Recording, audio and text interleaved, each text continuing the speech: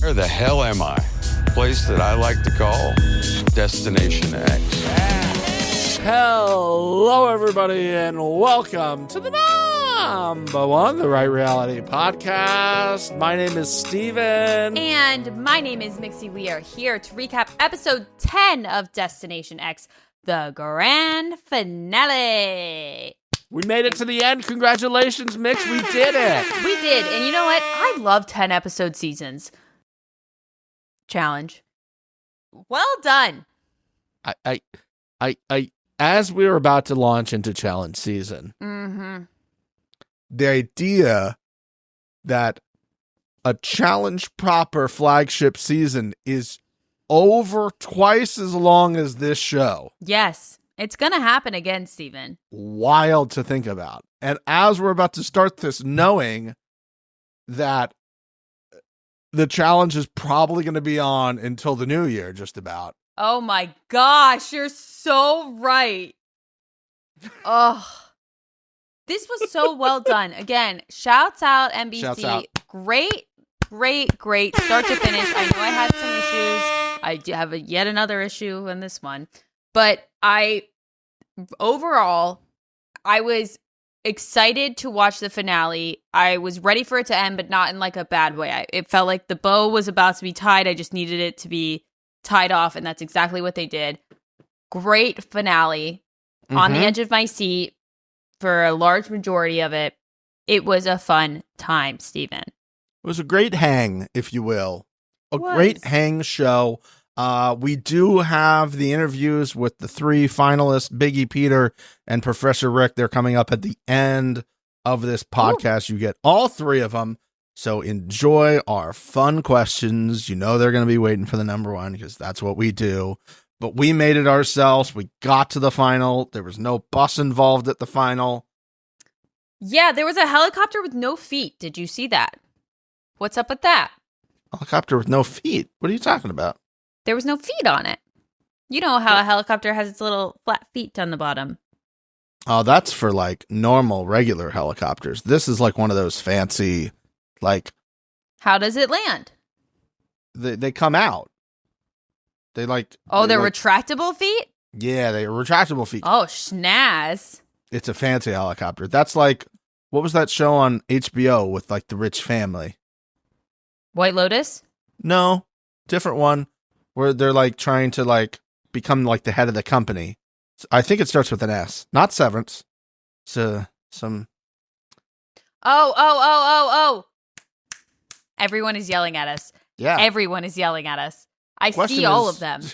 Will we figure it out before this is posted? I see in the all comment of them. section I want to comes Google up? it. No, we're not going to Google it. We're just going to sit here and we're going to think about it, and it's going to come to us. Succession! Yes! Well done. Oh, I'm so that was jacked like now. Loyalty with the artichokes, which, by the way, bullshit. Did you notice how quickly when you called him out on that, he goes, and by the way, I came to that clue myself. Nobody gave me that. Okay, buddy. You know what sounds really guilty is when you say that without anybody asking. Yeah, I broke up with her. She didn't break up with me. Like, Yeah. I didn't ask you if you guys broke up. Well, I broke up with her. No. Yeah. It didn't. Succession. That was a great interview, by the way. If you guys did not hear the Loyalty interview, you should definitely check that out. Yeah. Tattoo story happened.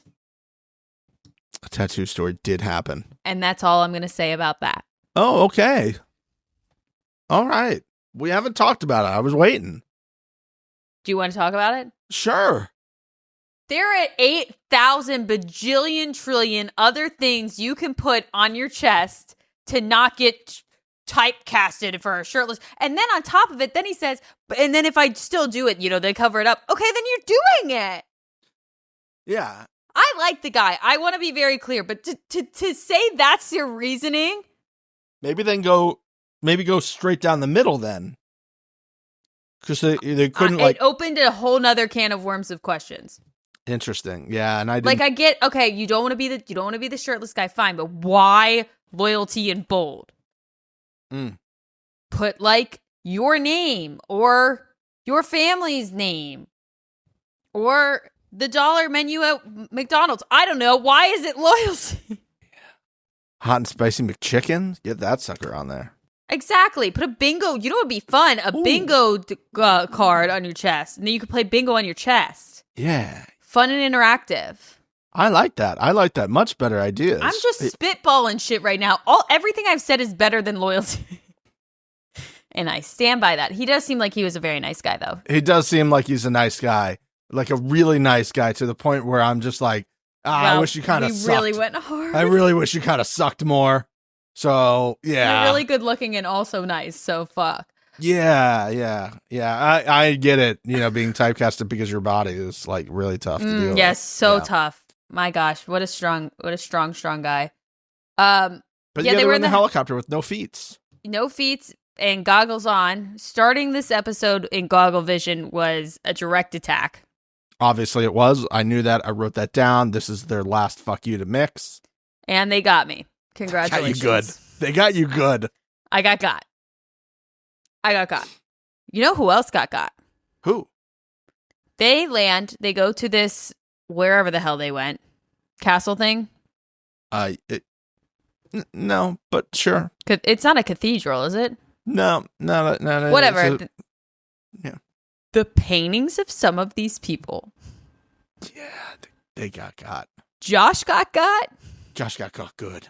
Josh got got bad. Mac also got hard. Mac looked like a small child. Mac looked like an AI child. Mac looked like they AI'd her and then AI'd her again and then AI'd her a third time. That's true. There was it's like, okay, now take this and make this look like an AI child. They're like, we love the result. More re-upload. Victorian AI child. Can you make her face look smoother and less like this original face? And the AI is like, I got you. That one was bad. And then eventually when Biggie's came out, we got a small snippet of that. That was terrible. I wonder if they got these paintings. I hope at least Biggie got to take his home. Well, they made them for everybody else. So. Well, exactly. Did you get your painting? Dude, can you imagine Mac and Allie's house with those two paintings on the wall? There's no way they're posting Terrifying. This. There's no way. I would walk over that house and be like, what type of cult shit's going on in here? I am out of this house. That looks like a small AI child, not you, my dear. I couldn't decide if Josh's or Mac's was worse. Josh's was bad. Josh was bad, but I could be like, oh, that's Josh. Jonah's didn't look great either. Jonas wasn't good, but at least I kind of saw pieces of him. Yeah, none of them were fantastic by any means. Yeah, T-Money I was like, okay. That was not great either. Now that I'm remembering that, that was bad. Yeah. Loyalties was the closest. I was like, oh, that's Loyalty. Now. Mm-hmm. I didn't think Allie's was terrible. No. Considering everyone else's. I would have loved if they just had like a little peek of the Loyalty out on that for the number one. Would have been great. That would have But it's okay. We're not going to complain about that. We're not going to complain about that. They are at Greenwich, which is GMT for Greenwich Mean Time. Okay. Is that a thing you're aware of? GMT? Okay, I knew that. It's where the prime what is, Mix? Rib. Prime time. What? Prime murder. Nah, no, not a prime murder. That's not there. Prime. Here's the thing. As I say this, I'm now realizing you probably don't know what this is. I've continuously clearly made it clear that I don't know what you're talking about. Here we go. Prime Meridian. Doesn't know. Got it. No idea. How about you just take a guess at what the Prime Meridian is? Is it like a mirage? You got it. Don't lie to me.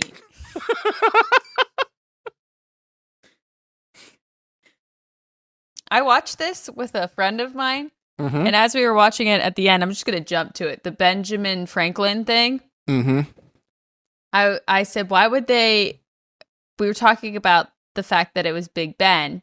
Yeah. And I said, yeah, but like but it wouldn't have been Benjamin Franklin wasn't like from London because you have to be American to be a president.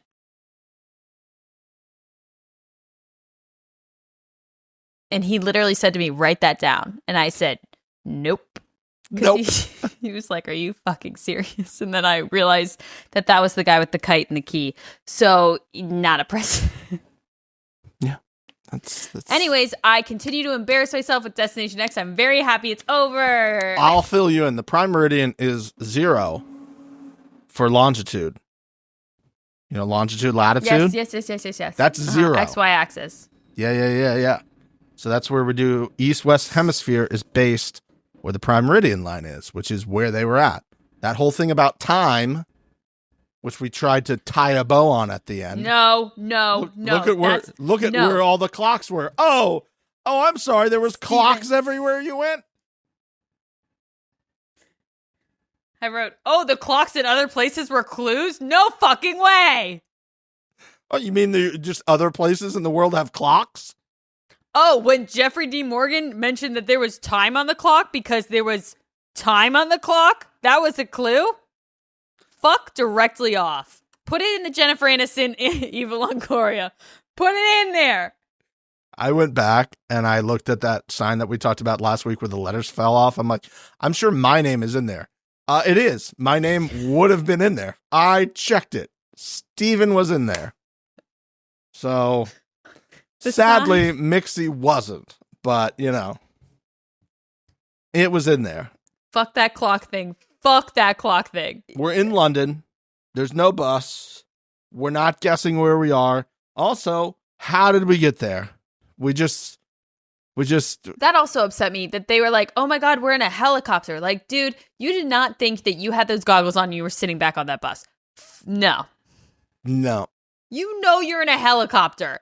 Maybe we'll ask them, like, I mean, they might have had noise-canceling headphones on, but you got to know. I'm sure, you know what, I should look back and see Pilot Pete if one of his bachelor dates was in a helicopter, because that's London? A tried-and-true bachelor date. It 100% was. He 100% had a helicopter ride. No, if it wasn't with Hannah, he definitely had it when he was the bachelor. We are not doing any guessing of locations, technically, because we're in London. Not saying I called that we're ending in London, but I called it. You did call it. You know what you didn't call? Jeffrey D. Morgan walking up to the table in a trench coat, becoming the final unbelievable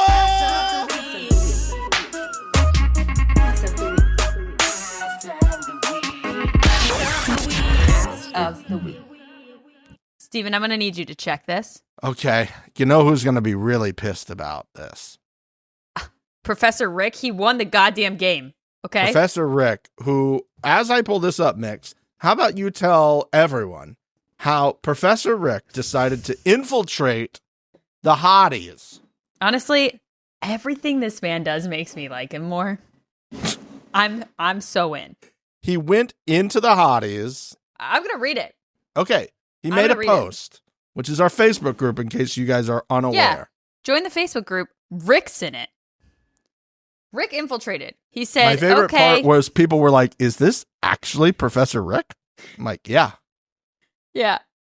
Rick says, okay, time for a rant. I'm offended. I go on reality TV for one reason, to get objectified by podcasters and hopefully get ass of the week. I watched week after week as Mixie dutifully, great word, gave it to all the ladies of Destination X. However, as the ladies got out one by one, my chances were getting better and better. Finally, this is my time as Destination X is down to only 4 dudes. Surely I have 1 in 4 chance. Nope, all caps. I forgot the rules. I forgot that Mixie would rather give it to a horse than one of us dudes. I've got 1 chance left. I'm desperately trying to remember, were there any animals in the final? Well, let me tell you, there is an animal in every episode, and it's Jeffrey Dean Morgan. Jeffrey Dean Morgan in a trench coat. I'm looking at Jeffrey Dean Morgan right now. I'm also looking absolutely no ass, by the way. Just truly, just a yeah, absolutely, just flatness. Now, here's the thing: if ass I have of the week, if I have the time code Suck it, right Rick. from what you gave me, I'm gonna see if I can send this to you because Mixie can't see what's on the screen right now. There is a version of Ass of the Week right now that she is about to see that you're all looking at, where Rick is looking at Jeffrey Dean Morgan with some pursed lips. And I think this is the moment that Professor Rick realized, I'm losing ass of the week to this guy right now. Yeah. Mac's painting is also staring at it.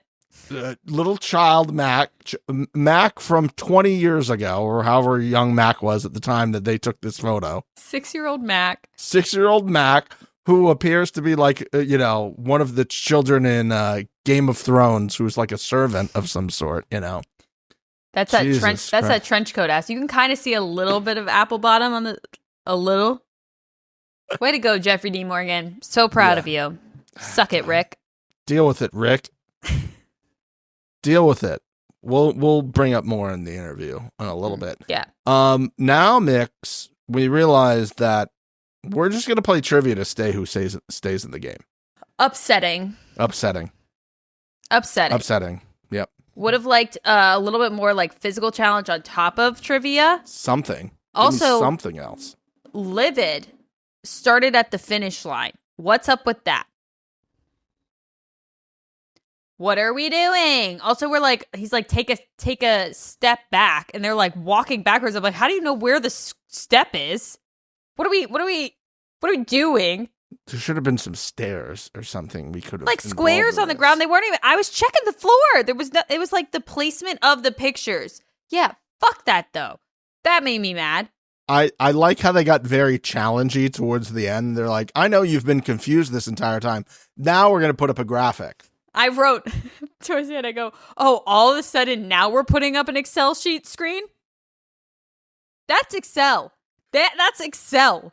They didn't even try. Oh, shit. Listen, the show's been great all year with like... out of nowhere. And then all of a sudden, I'm like, oh, okay. Like right at the end. Oh, now that we've confused the viewing audience to the point where somebody watching this is like, I don't understand why Rick is getting questions right and not moving. It should be, if you get a question right, you move forward. And then if you want to, you could also move people back once you started moving forward. But why are we starting at the finish line? For camera placement, I believe, is the only reason. Biggie got so far back, you couldn't even hear him. Take a step towards me, Rick. Yeah. Did you see the times that Biggie was struggling to hear? He's going like this? Dadgummit, I can't hear from over here. How far away do you have to be? I didn't hate this. I didn't love it. I didn't love the fact that it would have been good 4 episodes previously. Yes, with a bunch of people and not the final 3 who get to clearly work together to force one person out. And then the idea that I guess Biggie was like, I'm done. I'm all the way to the back. I'm not even going to try to move myself forward. I'm just going to move Peter back and try to tie. It was a smart move. That was the only way that he got to get to that tiebreaker. Yeah. Which, by the way, production's standing there at that clock just waiting for the right time to hit the fucking the bell. They're like, there's time. Okay, bell. They're tied. The bell's off.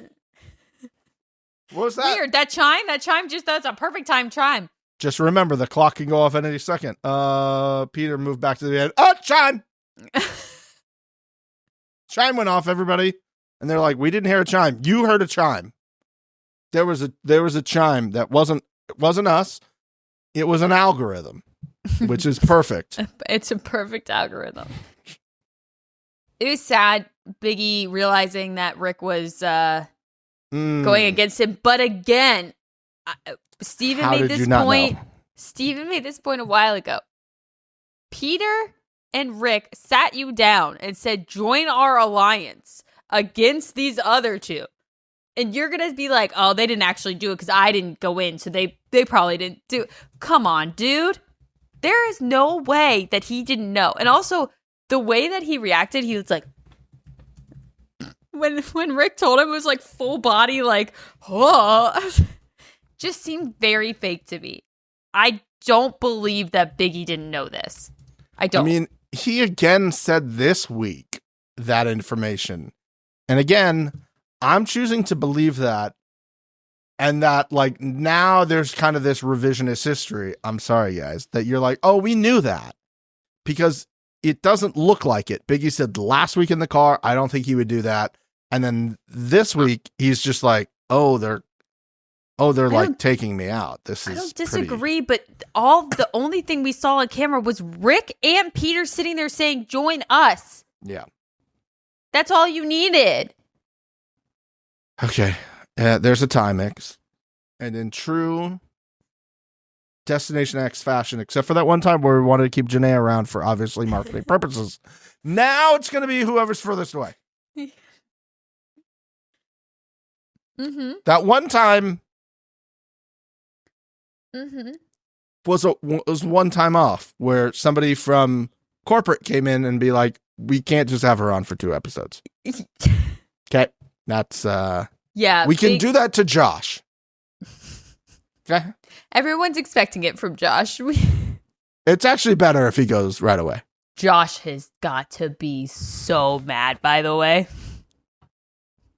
Should we send Josh the photo of his painting and be like, bro, what do you think? Josh has just been absolutely destroyed by this show.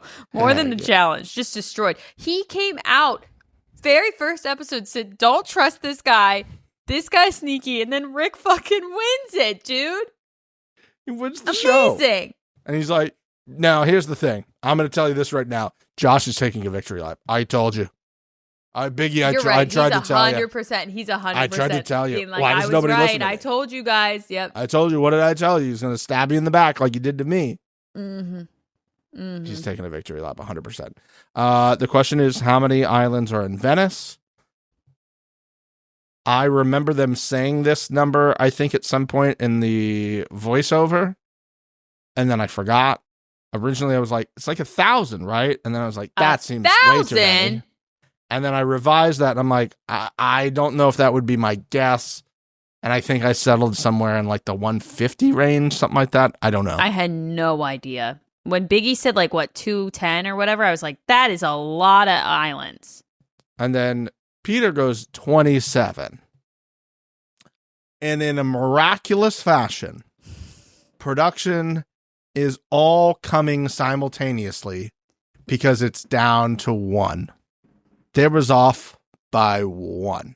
Did you math it before they told you? Nope. Because here's the thing. We all know we don't math here on the number 1. No, we don't math. And I can't be the only person who sat there and was like, 210 seems closer. Oh, immediately. I thought it was 118 than 27. Yeah. And not by 1, by a lot. And not only was that wrong, it was wrong by a little bit. It was wrong by 1. Like the idea that 27 is closer to 118 than 210 is. Yeah, it's wild. This is why I'll never get maths. I mean, I guess when you count, it makes sense, but it's just like, sure. Yeah. I But also no. was immediately like, oh my God, thank God Biggie got it. I was like, oh, sorry. I think I said it a lot. Oh, Pete. Damn. Yeah. I mean, and then they're like, Biggie. And I was like, oh, Biggie's get to go. And they're like, huh? What?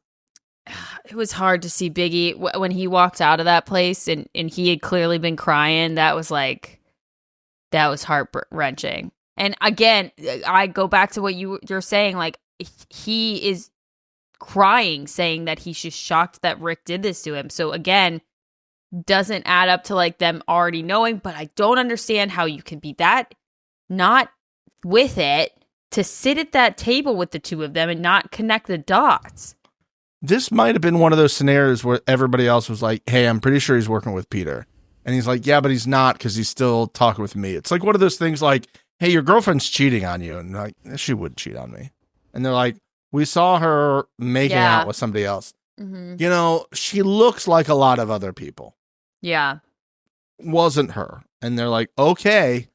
And then you walk into the same party and she's making out with somebody and you're like, oh, that was my girlfriend. Mm-hmm. Fuck. And I think that's what happened. It was think sad. that you were that close. And I don't know what his thought process was of how far he might get. And then for that to be kind of the reason you go out is because you basically got tag teamed out of this, and then you were off by 1. I'd rather have guessed 1,000 and looked like an idiot than to be off by 1. Yeah. Tough. It was rough. Now we go to the next day, Mix. Yeah, we just jumped to the next day. Yeah. Fine, whatever. We are in the London Eye. Mm-hmm. And the only thing I know about the London Eye is that people have sex in it and then get arrested. I don't think you can do that. Well, people are that's doing the that? arrested part. Oh, yeah. Well, you do have 30 minutes, so they got little cameras in there. Like, they got cameras in there. And also, like, the other pods can see you're getting caught you. Immediately. I mean, you're in a glass ball.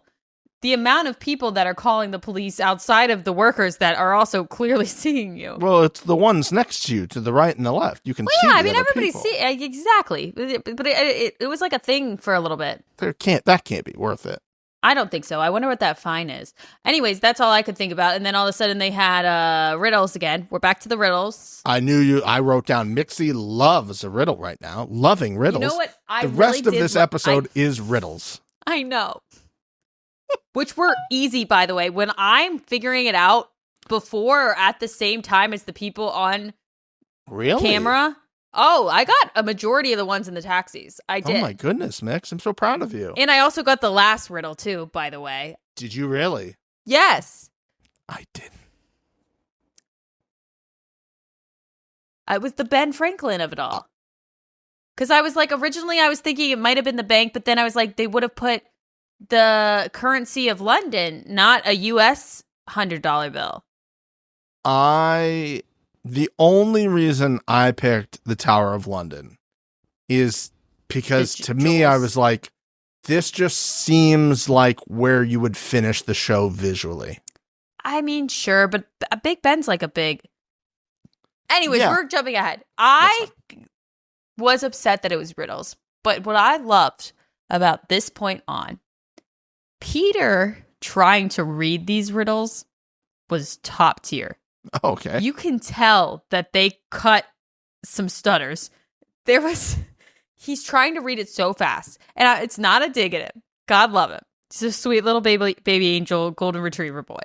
But he's reading it so fast because he's so excited. He's just stumbling over his words because they are constantly like cutting, either punching in on his like card or showing the scenery while he's reading. I'm telling you, he read that 3-4 times every single time. And you can catch him kind of stutter. I think he didn't understand what he was reading. He's like, we're doing the thing. I think he was doing that because he's reading it like you would read it if you're not on a TV show. Well, sure. They're like, we need you to say it. We need you to enunciate, Peter. And he's like, okay. The thing that put the nail in the coffin for me was him and Rick are running to the cabs. And Peter's like, where are you going? And Rick's like, I know where I'm going, but I'm not telling you. Rick gets in the car, immediately says, take me to Bank of England. Peter opens the map, looks at the map, and goes, the Bank of England. You just said that's where you were going in the eye. This is literally for how much money? There's no way you forgot it. He needed to see the picture and read it off the map. I'm going to be honest with you. I think, I'll say this to Rick's face. I think Rick got lucky. Rick got saved by the map. Because if that map Cupid? didn't have the little guy on it, he doesn't get the third part of that clue. I agree with you. I think they should have just had names on there and not images. I agree. I think that these were very, very, very easy. I really did. Now, I struggled with... Which one did I struggled with the... I forget which one it was. I just watched the damn thing. There was one that I was like, but there was like a few of them where I immediately did that. Also, let me just say, production was pissed when they woke up and it was raining. I mean, you're in London. There's the high possibility of rain. And I think this was filmed like September, October-ish. You're and screwed. Every day it's going to rain. Now, I'm also sitting here thinking, oh, this is going to be cool. They're going to be like on the underground. They're going to be like going through Amazing Race style. I wish. And let me just say, I would have fucking crushed that. Probably, yeah, you would have. I would have crushed it. Well, that was the other thing, too, that they were like, these taxi drivers have memorized every street, and blah, blah, blah, but they don't get to use that because they're being told where to go. And then Peter reads off a map, Bank of England, and then they go there. I'm like, he's not even navigating them. That would have been different. Hey, I need you to go up here. That would have been an interesting little twist. Yeah, that's what I thought they were doing. Oh, no. I think that was like one of the Jeffries things where he's telling you about the culture, which is true. These black cab drivers. Like the clocks. Yeah. These black cab drivers have to memorize all of these locations in London. It is absolutely wild what these men and ladies Very do impressive. over there. V impressive. But yeah, raining, horrible for production. Hated every second of it. I am sure. Great place to end in because most U.S. visitors and watchers, this is probably the one place they would have been to in Europe. Is London, and they'd be like, "Oh, I've been there. I've been there. Big Ben in Parliament again. Oh my God, look at that! I've been there. Yeah, I we took were a there. photo Remember that, Sally? We were over there. Oh, we remember when we thought we saw the Queen, but it was just an old lady. Yeah, I remember that too. Americans. Americans. I was a little upset that they didn't get to use the tube at any point. I thought maybe the first one they could have done this, the second one they could have done this. Also, it seemed to be no penalty or bonus whoever got their things done first, which I thought was a little unfair. Because Peter's stuff was like right next to each other, and then Professor Rick went from the Bank of England to Trafalgar Square, which was probably 3 times as long. Peter probably finished his stuff. It was just sitting in the cab. Yeah, before we got to the other one. Like, just dealing with London traffic would have been horrific if there was a time clock on it. And that's probably why they didn't do it. I mean, honestly, they got lucky that these two guys didn't guess the same thing.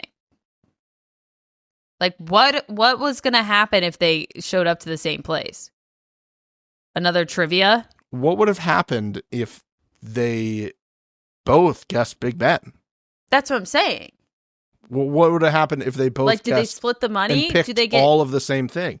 No, they would have done another, like, how many pieces of glass are in the shard? How many clocks did you see?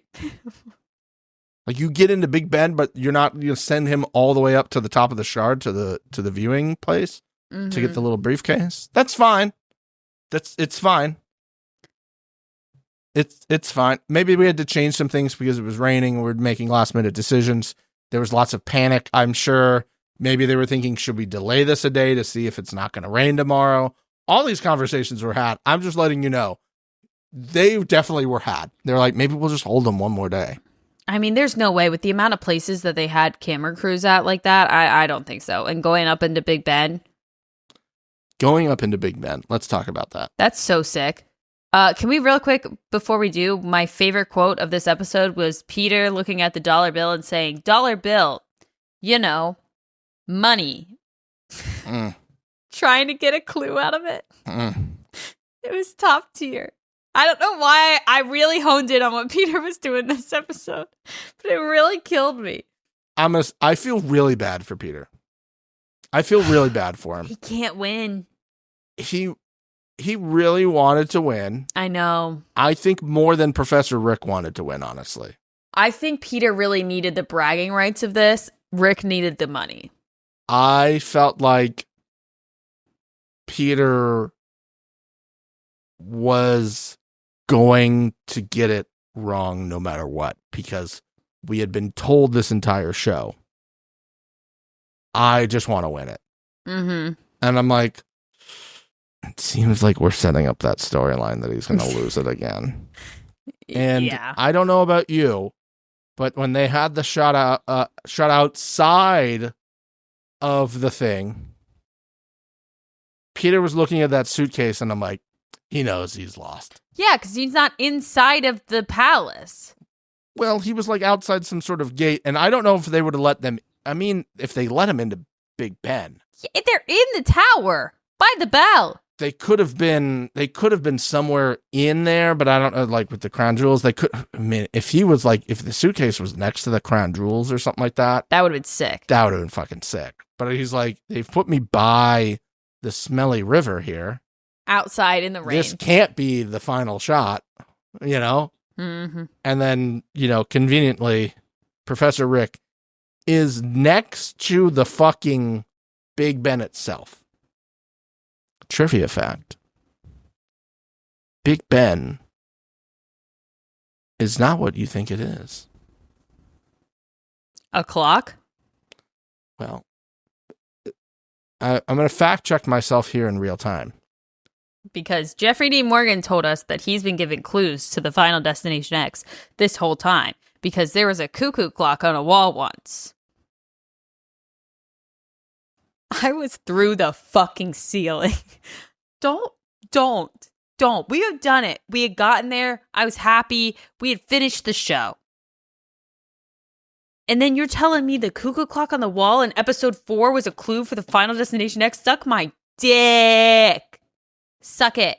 No. It now makes sense why there was random clocks in the desert that didn't belong to anything. But you can't also then go, the clocks were everywhere. I'm like, yeah, that'd be like, oh, did you not see trees? That I was thinking the same thing. It was like if the final Destination X was like a lighthouse and he was like, did you not see all of the lights? Yeah. They were in the ceiling. There was lamps. There was that one time when the cameraman turned on a light over his camera. They were everywhere. It was in front of your face the whole time. Ooh. I was the Final Destination is this greenhouse. You've been seeing green everywhere. We're making fun of it, but this is next season. Hey, steal our ideas. Shout out Lindsay. Steal the ideas. Big Ben is not the clock. Big Ben is the bell itself that Professor Rick was next to. Mm-hmm. Not the outside. Not that. Well, it's thing. a Big Ben tower, right? It's the bell itself. People will go, oh, that's Big Ben, because that's just what everybody's referred to it as now. But it's not. What is its correct name? I think it's the Elizabeth Tower. That's why it was Queen Elizabeth. Queen Elizabeth. Oh, okay. That's the tower itself. Mm-hmm. Okay. I thought it was because she repaired that bell, didn't she? Well, they renamed it for her at like one of her jubilees, which is a fun word to say. Dude, it's so sick to be a queen. Just like getting shit constantly. So dope. Yeah, you get to knight people like in real life, like not out of a storyline. Dope. With like a sword and shit. Jeffrey D. Morgan crying with Rick was the most heartwarming thing I've seen in a while. My question already is, what's a bigger accomplishment? Getting Jeffrey Dean Morgan to cry or winning Destination X? And if he tries to put down my throat that winning is better, ask him, I'm throw a ending third the one Zoom in there. call. Not winning ass of the week. Yeah. Would you have rather Would you rather not win the show and win ass of the week, or make Jeffrey Dean Morgan cry? I can take that prize money off your plate if you would like it. I'll go back and find one. Yeah, donate it. We're accepting donos on this YouTube channel, Professor Rick, that I know you're watching right now. So, love you, dude. Super happy for Professor Rick. I did write Peter second place eater. He can't win. Jesus. Should that be how I start the interview? You know him from not winning other reality shows. Like The Bachelorette, The Bachelor, Traitors, and now Destination X. We have Peter second place eater. What's up, my guy? He'll love that. I don't think he will. I don't think he'll find that funny at all. You gotta do it. Yeah. I do want to try to find a joke somehow that I can throw in there about bring her home. Like his mom famously, bring her home to us, Peter, bring her home. Yeah. And how that might have cursed his dating life forever because of something like that. But we have our winner, Professor Rick, who brought a tear to our guy Jeffrey Dean Morgan's face. He had all the money in the suitcase. Do we think that was real American money? Yes or no? Not a chance. That is the correct answer. For various security and just so many reasons. Risks. Yeah. What's he gonna do? Shove all those in his suitcase and fly back with it? Yeah. Do you have anything to declare? Just this $250,000 in cash.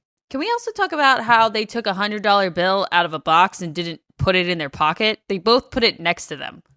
What are we doing? Yeah, that was a mistake. Should be like, Peter, you should have pocketed that $100 bill. Yeah, Peter at least walks away with $100. There you go, buddy. But he left it on the car seat. Yeah. Swing and a miss. Also, hold on a second. Destination X production team. Hi. Me and Mix would next year like to be the briefcase people. I'll be whatever you want me to be. I won't be good at this game. I'll go on. I'll be terrible. We might get a call. There's part of me that thinks we might get a call. I mean, I'd be good television. I would not do well. I would strictly ride the coattails of everyone else. Social game, 12 out of 10. Geographic game, -10. If you guys need me to trick Mixie and be like, it's Milan, like Rick did to Josh. Can we give me like 3 episodes and then I me will. off the show? Okay. Yeah, I won't do it. Maybe Thank I'll you. do it to. Maybe I'll do the Biggie one to you. But Okay, maybe that's you'll do fine. it to me. I don't know. I would have to know where I am. That's never gonna happen. At the very least, can we be the suitcase people next year? Hit me with it. I would love to. I've tried for years to be the Bachelor like suitcase guy when Trent from Barstool left, and they watched my video. I know they did because it showed it. It said seen by the Bachelor, and no call. That's just because that door was shut so that this door would open and we could be the suit people at Destination X. Oh God, just walk up with Jeffrey Dean Morgan's suitcases and be like, Oh my and God. all black, just like him in his Smasher Pass photo. Yeah. Oh, sick. What a great television show we got the honor of watching the first season of. I have heard murmurs that season 2 might be happening. Really, would, like Steven said, would love to be a part of that in some way, shape, or form. Mhm. No matter what, we're going to recap it. I can promise you that. We'll do that. We'll do that for sure. And I'm really happy that you guys who trust the number one to bring you amazing content all the time took a ride with us for Destination X and found out you actually really liked the show. Also, shout out to our coworkers who we tricked into watching this show. Who Yes. listen to the pod now as well. Shout out coworkers Yes. Thanks, guys. who also enjoyed the show very much. Everyone we've talked to who watched the show who was like, I don't know, is going, great show. Yeah. Great show. And I think this last episode was great. I mean, like the little bits of things that you realize how much money they had for this show and the reason why it worked out so well. Like a helicopter shot over London with a car that had an X on the top felt very Jason Bourne-esque. Lots of money to rent that huge helicopter, which was not cheap, to somehow trick Big Ben people into letting you in, which I'm sure is a very rare thing. Yeah. And then to shut down the observatory in Greenwich, where the Prime Meridian is. That must have been crazy expensive too, and to do all that. So shout out to the production team. Shout out to everybody associated with the show. Shout out to our friends and family who have been watching this. Woo. Mixie, as we have to do, we have to grade the season. I'm going to say it's an A. I think they did a really good job. I had 0 expectations going in. Could they improve and get an A+? Sure. But I think top to bottom, it was an enjoyable thing. It didn't run too long. I'm giving it an A. I'm giving it an A- because of the clock thing at the end. I'm serious. It would have gotten an A. They didn't have to do that. That's They the thing. didn't have to. There was no reason for that. And even if that was what you guys were thinking, sit there and watch the edit and think, is this a good thing to end on? Yeah, you had Jeffrey Dean Morgan do this You guys thing were about... here. And then we said clocks. Cuckoo clock. I was wearing a watch once. Remember we went to that place where Rolex is? Geneva. I would give it an A-. I thought it was very good, especially for a first season. Yeah. The amount of what I'm sure, and we heard a little bit from Lindsay of hiccups that I'm sure they fixed and that none of us even caught, had to have been astronomical. A different country dealing with all of these things and delivering such a great show. I'm very, very happy with it. I will not let go of the clock thing. I will not let go of Jennifer Aniston and Eva Longoria. It's not going to happen. No. And I look forward to the new versions of that next season, team. Okay? We need that. I need you to do another one of those for us. Shout out already that's for the number one. Yeah, they didn't need to put that at the end. That was a direct shot at you because they knew that would piss everybody off. And it worked. Jeffrey Dean Morgan had a great speech about, to unwind and put your tablets away and disconnect from the internet. Yes. I'm like, yes, Jeffrey Dean Morgan. Button. Just shush. Well, just shut your mouth. Shut it up. Shut it. Be quiet. Guys, that does it. We are going to now go to me in the future and maybe Mix. Yeah, we'll see. In the future, doing all of the interviews, starting with our third place guy, Mr. Biggie. We're going to work our way up. It's going to be Biggie. It's going to be Pilot Pete. And then the winner, Professor Rick. Thank you so much, guys. Here are your interviews. Here's your final three. We'll see you at the challenge. Bye. Woo! Ladies and gentlemen, joining the number one right now, a man who had overs and unders of emotions during this season, a man whose face swelled 2x, and I would take the over that it was actually twice the size. But you know what? Sometimes you just have to take the money line and hope that it pays off. Ladies and gentlemen, Biggie is on the number one. Welcome, sir. What an intro, man. I mean, you worked the sports betting in there just as spectacular. That's a pro's pro right there doing a pro's job, man. Just unbelievable intro out of the young man. And my face, you want to talk about, I was so nervous for that.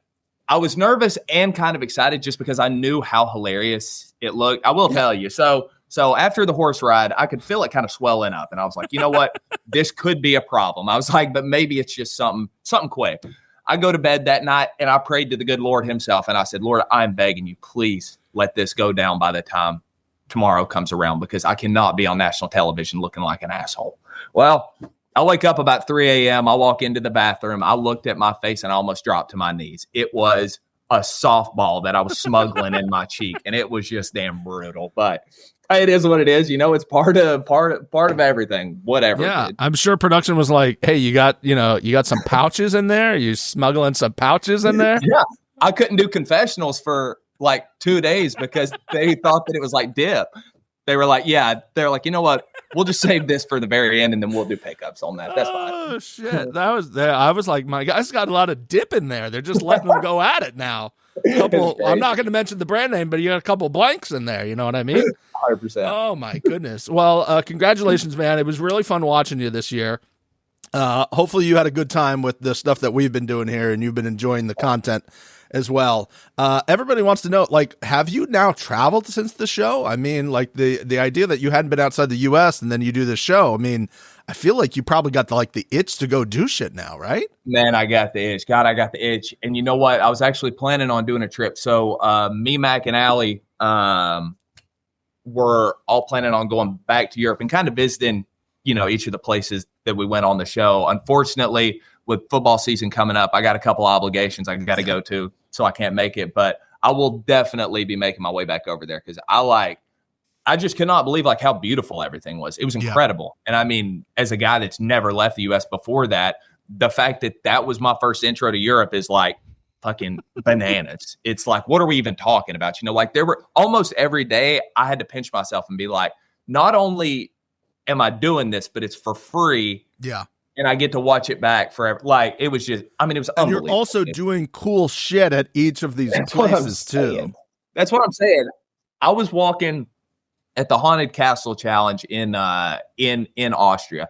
I was walking into the chapel and it hit me. It was like, dude, what in the fuck are you doing in Austria in a haunted castle. Like, it was insane, dude. And like a couple people kind of complained about all this shit. I was like, dude, there ain't shit to complain about. This is the best experience that you could ever have in your life. Like, it was unbelievable, man. I got a good idea who that person might have been, but we'll just breeze by that. We'll just continue on. You know, not that we know things and stuff like that. I don't need you getting me in trouble, dude. No. See, I'm protecting you because I'm a good host. I'm a good host. I'm a good person, and I wouldn't throw you under the bus and have you name names like other people might. So what I got to show you real quick is a question from Mixie. She can't be here today, so she had a question for you. Yeah, let her rip. Biggie, I'm so sorry I am missing your interview, but I had to ask you a question. After seeing all those horrific paintings, we have to know, were you able to take yours home? If yes, and if no, is it your favorite thing that you got to take home from the show? Or was there something even cooler? Tell me. She asked again if I was able to take the portrait home. Is that what she said? Yeah, did you get to see your portrait or take it home? Hell no. I was outside smoking a cig looking at the London skyline. I was down in the dumps, brother. I didn't give a damn about no portrait. How did that feel? I mean, I know we only have a few minutes here. How did that feel? I mean, first of all, it seemed to me that everyone knew that they were working together, but to you, it seemed like they weren't, or you didn't believe that, because other people have said, like, we all knew. Yeah. Was there kind of a thing in your head where you're like, there's no way that he's doing that? And now looking at it now where you're like, well, of course I should have seen the fucking signs. It was right there. Well, you know, hindsight's 2020. The big thing for me was after Josh kind of went in on Rick on episode 1, nobody would talk to him. So I felt bad for him, and I was like the only person who would talk to him. So from then on, you know, I talked to Rick and was closest with Rick outside of like Mac and Shane, like for the rest of the show. Obviously, like, you don't see any of that, but like I would talk to Rick every day, you know, every night, because we were bunk mates. And you know, just all the conversations that we had, like he would cry, and like we would just talk about like real shit. And so I just have my blinders on to him, you know, and I just let my emotions get the best of me. And I mean, people would say, you know, Shane, he would tell me, he said, Biggie, I'm telling you, you can't trust. No, you don't get it, man. Yeah. He's like, good. And, you know, just I just had my blinders on. Now, knowing that now, if I do get another, like a lot of people in relationships, when somebody's like they're cheating on you, and you're like, you don't know them the way I know them. And I should have known better, because, brother, I've been there. Yeah, brother, I've been there. So we've all been there. I should have known. But yeah, that was heartbreaking. But, you know, in the last challenge, I knew I had to, after he sent me back, I knew I was in trouble. I had to switch up the game plan, had to try to force a sudden death between me and Peter. Really smart play. Appreciate it. I did. And one island, brother. One island. Is that not crazy? I mean, what are the odds? I'm an odds guy. I'm a betting guy. What are the odds? I was about to say, out of islands, not something like, you know, we're talking about like 6 rebounds or something like that, or whatever it was. Like, oh, I missed the hook by something. You know, I should have bet at the other book. Whatever it was. One island just must have been an absolute dagger to you. Heartbreaking, man. Absolutely heartbreaking, especially after coming that far, putting myself in the position to actually have a damn shot to win the thing. Yeah. You know, it was tough, but dude, everything happens for a reason, man. I'm at peace with it. Do I still think about it all the time? Of course. Am I still mad about it a little bit? Yes. But that's life, brother. You're not going to be happy with everything. So I heard you do an incredible English accent in this last episode. And you knew about beans on toast, which is shocking to me because my mom eats it once a week. My dad's from England. Funny. So I'm going to do the final question in my best/worst English accent. Right. And then I would like you to respond in your best/worst English accent. All right, you ready? I'll try my best. Okay, pip, old chump, fish and chips, crumpets, things like that. You know, what was your favorite place to go to? And did you have a clue? Was there like a clue that you were like, oh, right, I like this clue so much. Right, this is really nice, proper nice. Right. So probably the Alps. The Alps was cool. Geneva. Yeah. It's beautiful, isn't it? So yeah, in it. And Tuesday, and that's all right. Water bottle, beef in a bucket. Hello, Wimbledon. Right, that's all right. Hello, love. Tuesday. Tottenham Hotspur. That's about all I got. I only have like so the reason why So that's what was funny. Like almost the entire cast was British. And so all of us, like anytime that we weren't on camera or like had downtime, we were just all talking British accents. And it was absolutely hilarious. It was, it was so fun. Yeah, that's fun, man. Those are the things that like we're most interested at here is like the stuff you don't see. Like obviously for us this entire season, spotting the amount of times the word loyalty was said, and then we're like, okay, they're trying to tell people at home he's got a giant loyalty tattoo on his chest, but we can't like show it because it's not that type of show. I mean, it's that type of shit. So, you know, dude, the conversations, I wish so bad that y'all could have seen the conversations that we had on that damn bus. We laughed. I laughed harder on that bus, especially with like Mac and Kim and Shane. Like I laughed harder than I've ever laughed in my life. Like it was so fucking fun. It was so good, man. That's great shit, man. Well, I appreciate it. Thank you for being a fan of us. I know you've been reaching out and saying that you've been enjoying the pod and shit like that. And did you get a chance to see your Smasher Pass? What did you think about your Smasher Pass? Well, look, here's the thing. All right, I know what I got. I bring the personality. That's what I do. You know, at a young age, having buck teeth and a buzzed head, I knew what I was working with. I knew the only way I had a shot was to build a personality. That's what I did. You and me both. So it is what it is, brother. All right, man. I appreciate it. Thank you so much. Much love for you, man. And I'm going to enjoy for the rest of this day this cold snack because I think this is what a cold snack is, That's right? exactly what a cold snack is, brother. Enjoy it cold. I got it. I'll take a sip for you here. Hell yeah, my man. Appreciate you, brother. Thank you. Yeah, man. Joining the number one right now, a man who has had multiple journeys on reality television. He's been on shows for the right reasons and tried not to get madded by fellow reality TV stars, and now was shoved into a bus with no windows and made to wear goggles that are freaking people out across the country. But he did go to amazing destinations, but luckily not with any exes. Ladies and gentlemen, welcome to the number one, Peter Weber. Pilot Pete, how you doing, man? Man, that was a good intro. You did good with that. Yeah, good to be here. Appreciate you having me. Thank you so much. Okay. You came in second, unfortunately. Did you know standing outside the Tower of London that it wasn't you? I kind of, wasn't feeling super confident about that. I think what really looking at the clues, and I'm trying to, you're in such a time crunch, and you're picking that your time it's against Rick, and I don't know how quickly he's picking them. So, I think I see I see this queen, I see this bunch of these coins, I see this hourglass, I see this $100 bill.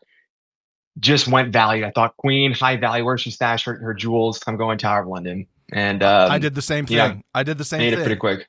Did you really? The same thing just for like reality TV purposes. As somebody who watches all this content, like that seemed to be the shot, if you will, to end the show, like an iconic thing. Not thinking they're going to put anybody inside the effing Big Ben clock tower, for Christ's sake. I didn't realize that the clock tower wasn't called Big Ben. I thought that the clock tower is Queen Elizabeth Tower, and so I learned that. When I see the Queen, I'm not thinking Big Ben, but I guess the bell is Big Ben, and I'll never forget that. Yeah, you got it. Well, as we do on this podcast, we like to learn and grow. So it looks like you were able to learn and grow through this process as well, which we love for you. Okay. Appreciate it. There was a moment in Venice when you guys were about to do the daggers and put them on the thing, which I thought was a really cool little element of this show.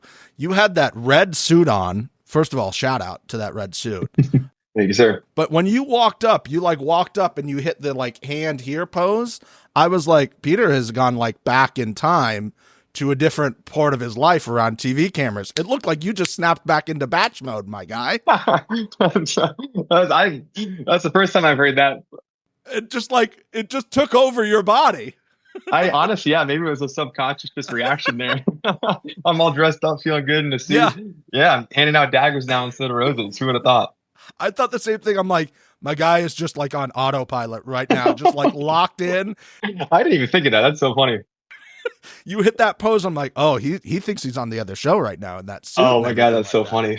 Did you bring the suit? We've been asking everybody because we're like, did they ask you to bring a suit just in case?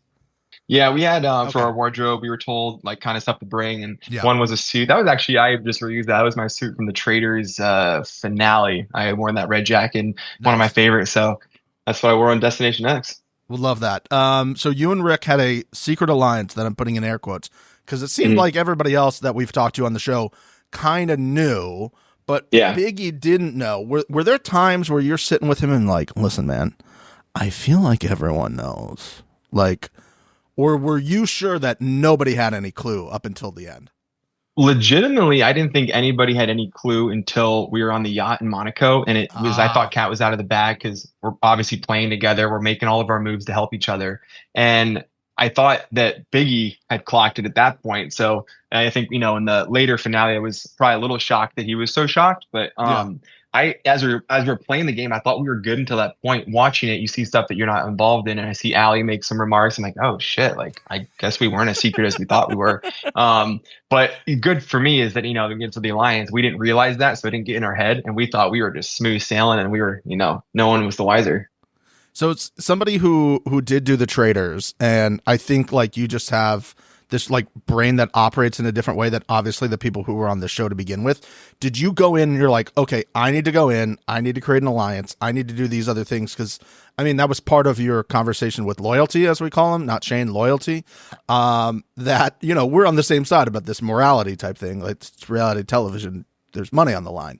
Did you go in with that mindset like, okay, no matter who I came in with, whether it was Janae or somebody else, that I need to partner with them and try to make an alliance inside the game as well?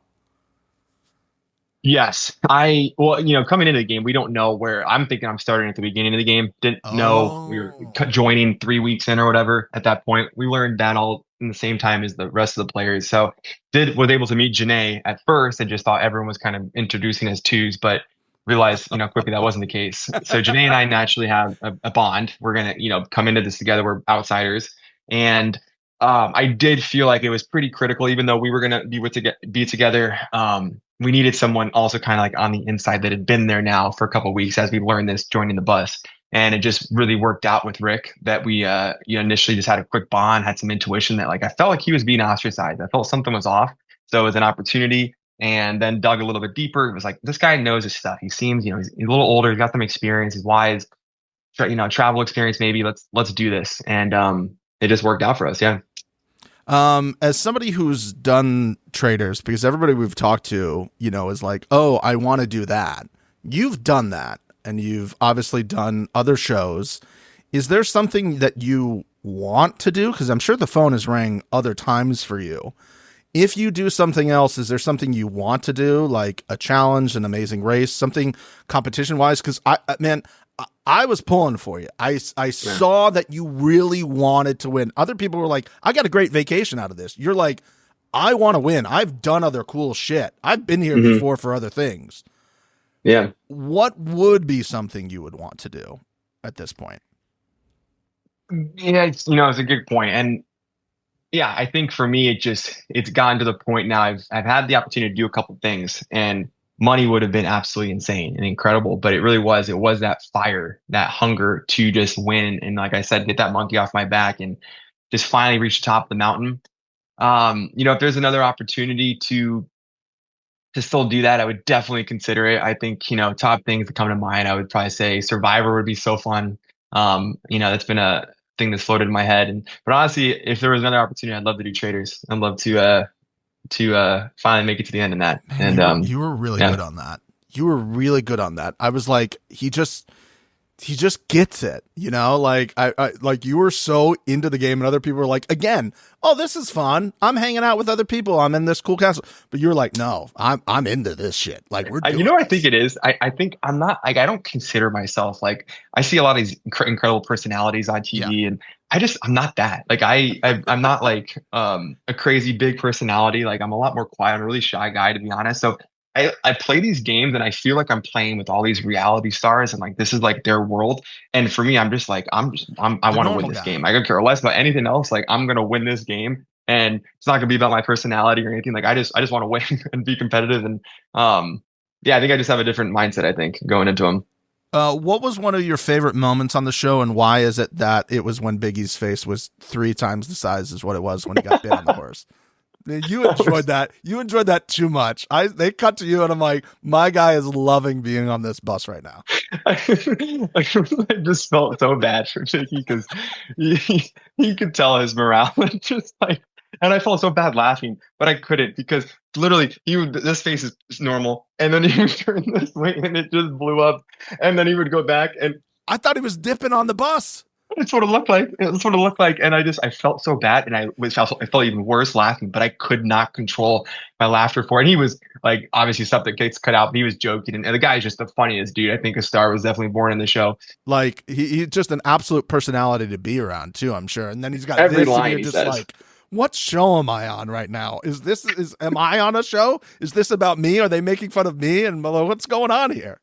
I think I don't even remember how it happened. I think it was a bug bite or something. One random morning he wakes up and he's like his bunk mates right next to me, and I'm like, oh shit, yeah, something did happen. And yeah, luckily it went away quickly.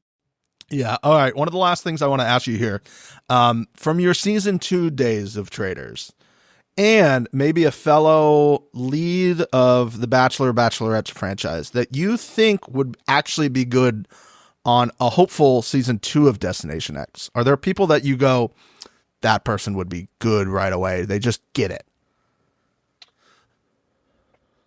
I would say probably go Joey. Oh, yeah. I'd probably go Joey. I think he, I mean, obviously, he's won it before with dancing and everything. And, the time that I've spent with him, I honestly haven't spent too much time with kind of like some of the later cast, like from the show, but kind of more from afar. But I spent some time with Joey, and just a great all around dude. Seems very with it, very competitive. Has obviously proven his worth, and in competition shows, I think he could do some good damage. Yeah. Is there a group chat of former leads? Not that no, I'm not. I mean, no, I'm not in any. Well, maybe there is, and you're not in it. Is that what I know? Maybe not. Oh shit. Yeah, a little disconnect. I guess it's been a couple of years, but it's cool if we see each other, certain events and all that. But yeah, just like a little, hey, what's going on? How are things? You know what I mean? Last question I want to ask. We've been asking. Rick showed us a whole bunch of shit that he kept from the show. And the prop master was pissed apparently about that. First of all, did you get to see your painting? Okay, I did, and my parents have asked me about that too. And if you're gonna ask me what it looks like, I couldn't tell you because I remember being so emotionally like everywhere, adrenaline that I remember they showed it to us because they had all of them there. And like I think we asked if we could take them. I don't remember really what the answer was. I don't have it with me. That was one of the most intense moments of just like, whoa, just adrenaline going. That I remember very little, but yes, I did see the painting. Yeah, and to win on like a 1-point swing like that, that seemed like just like when they said the numbers, I was like, oh, Peter's out, and I was rooting for you, and I was like, obviously, I don't do math. Well, I couldn't even do the math in the moment. When we're waiting, I'm just so like, what is going to happen here? And then am I closer? It seems in the middle, and then by one, and insane. Yeah. So intense. Well, man, absolute pleasure. As I said before we started rolling, thank you very much for years of entertainment and putting your life onto screen for people like me to watch and enjoy and to have a non-career out of. So we really appreciate you, and we appreciate everything you've done for this world, and hopefully we get to see you on something else, man. We do the challenge. I think you'd be great on the challenge. I would love, if I can get enough time from work, I would 100% love. I think that's like a 3-month thing, right? For the big one, you can do an all-stars. I think they should do literally an all-star. That's like a very short filming window. I think that's like less than a month. So that is possible. That's doable with flying. So okay, cool. We'll make some phone calls for you. We'll talk to the people that we need to talk to about that. Mark Long is your guy. Mark Long is your guy, the Godfather. So we'll reach out on behalf. Well, appreciate the kind words. Thank you, brother. Take care of yourself. All the best. All right, you too. Peace. Ladies and gentlemen, I usually do giant intros for this, but I'm just going to say office hours are here. Professor Rick, your winner of Destination X. Professor Rick, welcome to the number one. Yes, the number one. Rick's here to tell everyone this is the best podcast. I probably can't tell you that. My NDA discloses it, but this is it. The right reality. If you're not watching this, what are you watching? I don't know. I less great podcasts about everything and everything. You know what I mean? So, okay, first question I got to get out. Yeah. Did you A, keep the napkin that had your name on it with the daggers, or B, did you get your painting that we never saw? Did you get any of those things? I got to see my painting. Okay. At the end of that episode, I'm like, I know my painting is here somewhere. Yeah. Show it to me now. Yeah. And they went into a little closet and they're like, here it is. What did you think? I thought it looked good. It's not hanging on my wall. I do got some pretty sweet swag from the game. All right, what'd you take? I've got my postcards from the finale. Nice. I got the $100 bill. Okay, great. We were like, how did they not just take the money out of the thing? You got the little map. It was fake. It was prop money. Okay, I thought so. I got my key from the haunted castle. Yeah. Wow, they let you keep a lot of stuff. You got your water bottle. I can see your water bottle back there as well. I got my my horseshoe that I won in the yodeling challenge. Hell yeah. I got all the clues from the taxi cab. Man, shout out production Clue team. box. Shout out Lindsay for letting you take all this shit. I love it. So, you ready for this? I'm ready for an exclusive. Let's go. Here's my exclusive. When I was flying, they flew us commercial from Monaco to London. We weren't in that helicopter. Helicopters don't make that huge flight. You got to take a commercial flight. Yeah. I sat next to the prop master. Oh. I'm like, hey, nice to meet you. What do you do? He was so mad at me. So freaking mad at me. Because he's like, after every challenge, we're like, we're missing something. Like, oh, It's you. last one here. It's you. We're You were like- taking it. Where the frick is the poker chip with Rick's name on it? You were taking them all. And so, like, he was going to lose his job because I kept stealing the props, or not stealing. Maybe they just happened to be in my pocket at the end of the night, and they just get in my suitcase. They had to buy an extra suitcase for me to go home, and they couldn't figure out. Diabolical move. I appreciate it though, because I love the fact that, like, I mean, other than your memories, it feels like everybody on these shows should be able to, like, have something like that, and then you were able to get those. I know that's been a bone of contention with people on other shows. They're like, could I keep something? What are you They're gonna? like, no. What are you gonna do with this? Thank you. But it means the world to me. Like, Exactly. which grandkid's gonna fight over, Grandpa Ricky's horseshoe? I mean, all of them now. All of them now. All of them now. Okay. Well, first of all, congratulations on your big win. Absolutely amazing and epic. I think, to me personally, as somebody whose dad is from England, the fact that you actually got to be inside that tower and next to the bell, next to Big Ben itself, Above the bell. that to me would have been just like, okay, maybe I didn't win, but this is fucking cool. But then you one-upped it because you got our guy, Jeffrey Dean Morgan, to cry. Walk me through that moment. Look, I thought I lost. Oh. I thought Pete was faster than me at picking Big Ben. So that's the challenge, right? Is like in a minute and a half, go through all your clues and pick your X. I couldn't find Big Ben on the map. Like I knew where it was, but I kept zooming to the wrong part of the river and I the wrong bridge. And I'm like, time is ticking down. So Yeah. the whole time we're driving to Big Ben, going up the elevator and up the stairs, I'm like, Pete's already up there. He's Yeah. got his briefcase. I'm going to come up and empty suitcase. And Pete's going to walk out of the shadows and go, I gotcha. Got ya. So when I open the suitcase and it's the money, Yeah. like I am shook because it's a surprise. And I kept saying, where's Pete? Where's Pete? No, Pete's not here. He went somewhere else. He went somewhere else. But then someone did walk out of the shadows. Our three initials, our JDM comes out. Yeah. And I'm like, I won. And we embraced. We were crying. Like, I don't know who, if another winner would have been shown, like, would they have cried? Like, I think it was just my story arc from being, the snake and nobody trusts Rick to now that arc of, working both alliances, the secret alliance, all the way to the end, the old guy, the gray sideburns, like taking it and winning. Like, I think Jeffrey's like, this is the right guy. He's my dude. And we embraced. I think that was the right move overall, and sometimes we like to give out awards ourselves here on the number one, and because we are very nice people, and I know you're slightly upset, but you're not going to say anything.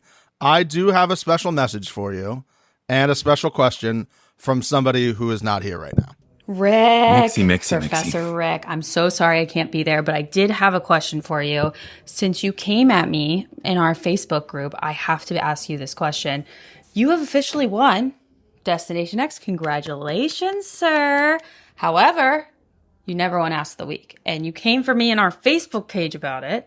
So I have to ask you, since you won Destination X and didn't win Ask of the Week, looking back on it now, would you have rather won Ask of the Week instead of winning Destination X? And also the penalty for complaining on our Facebook page and then winning the prize is actually giving me 10%. So make sure you DM me so I can give you my bank information for that. Love you. So proud of you. Good job. So to answer that question, my family knew I was going to win Destination X. I mean, this game was built for me. But nobody in their right mind would have guessed that I was going to win Ass of the Week. So a bigger upset, which is more important to me, would have been winning Ass of the Week. Obviously, yeah. Obviously. So disappointed. Yeah, DM her for the 10% penalty fee, because that's what we do here at the number one. Strategically, I think you played an incredible game, thinking about like the absolute, from being called out, as you said before, to where you got. Is there any like moment where you ever felt like, okay, now I'm clicking? Because at those first couple episodes, you're like, it's only a matter of time. At least it seemed to us. Was there any point where you kind of settled in and you're like, I think I'm good now?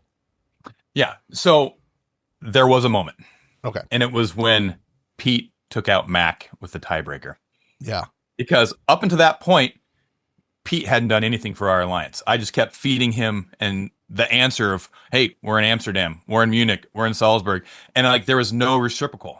All that was doing was it was taking the target off my back, right? All the old people were like, we got to get rid of the newbies. So like, that was shield for me. But eventually, like, you got to pull your weight. And I told him that in that episode. You got to do something for the alliance. And he took out Mac. Once she was gone, which I thought was my biggest threat in the game, I could finally see a way to the finish line. Like, that was it. I'm like, I got this. That's why I wasn't too worried in the finale who I was going up against 1v1, because I felt like I could take either one of them. Because at that point, there's none of these 2-on-1s or these luck games. It was all going to be skill-based, geography-based, and I felt like I had it over everybody, maybe except Mac.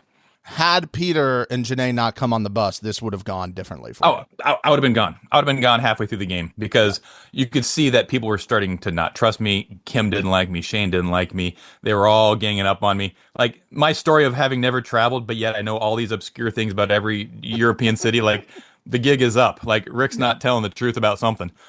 So it was coming to a head, but that lifeline of Pete and Janae is the only reason I won.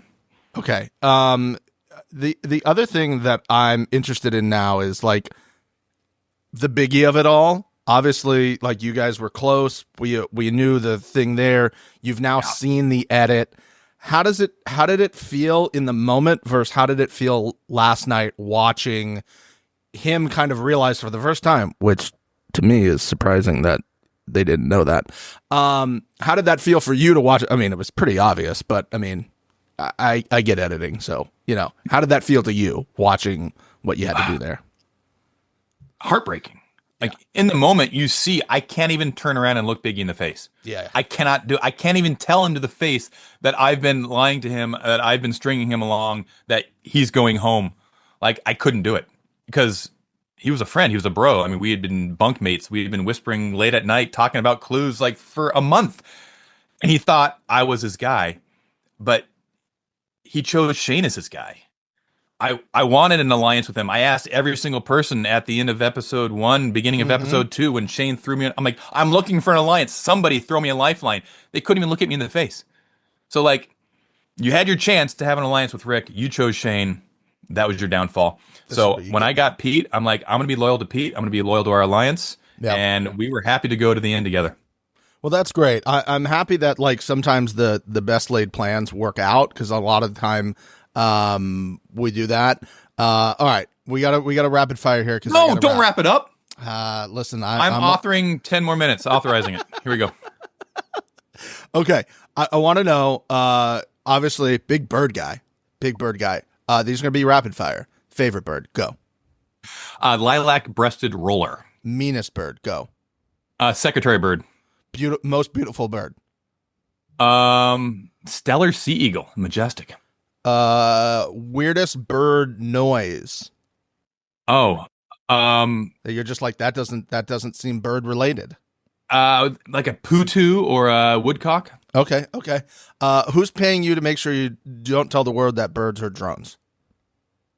Mixie, come on.